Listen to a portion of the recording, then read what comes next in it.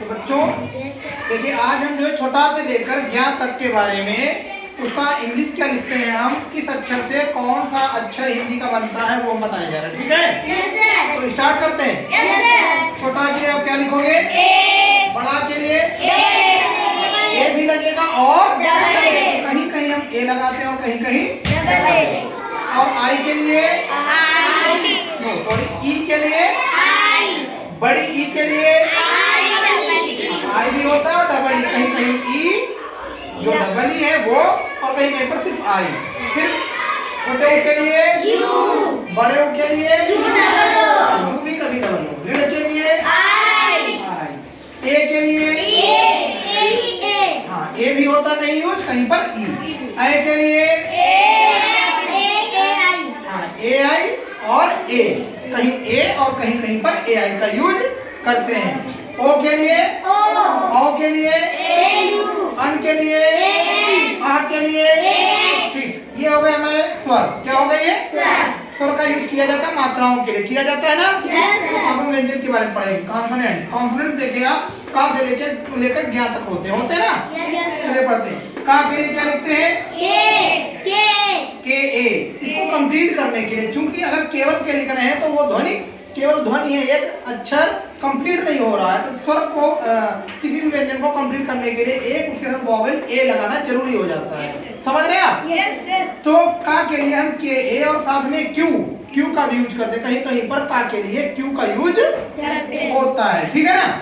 तो का के लिए के ए और क्यू, के ए और क्यू।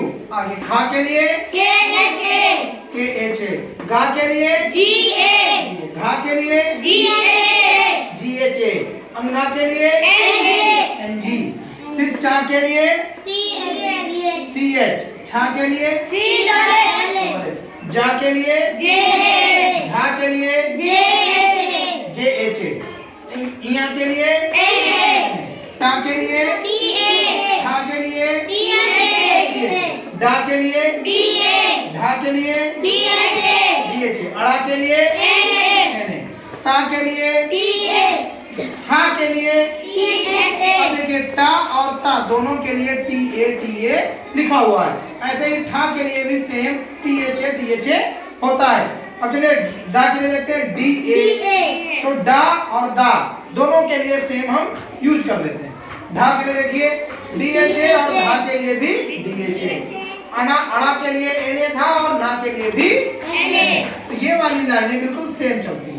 आगे देखिए पा के लिए फा के लिए बा के लिए भा के लिए मा के लिए या के लिए रा के लिए ला के लिए वा के लिए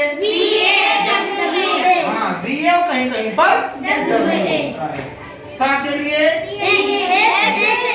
हाँ ये जो संजम वाला सा है इसके लिए हम हाँ, और ये जो षटकोण वाला सा होता है इसके लिए भी एस एच ए का ही यूज करते हैं। और ये जो होता है कौन सा सा है? सपेरा वाला, इसके लिए हम केवल एस ए करते हैं। ठीक है ना? आगे देखिए हा के लिए छा, छतरी वाले छा के लिए के एस एच ए। त्रा के लिए टी आर ए। फिर ज्ञा के लिए तो आई थिंक आपको आज की क्लास जो है बहुत अच्छे समझ में आ गई होगी, है ना? हमको क्या करना, अगर ये अक्षरों की अंग्रेजी आती है तो हम सारे जितने भी इंग्लिश के वर्ड्स हैं बहुत आसानी से उनको पढ़ लेंगे, उनको लिख लेंगे। समझ गए ना सब? ठीक, थैंक यू।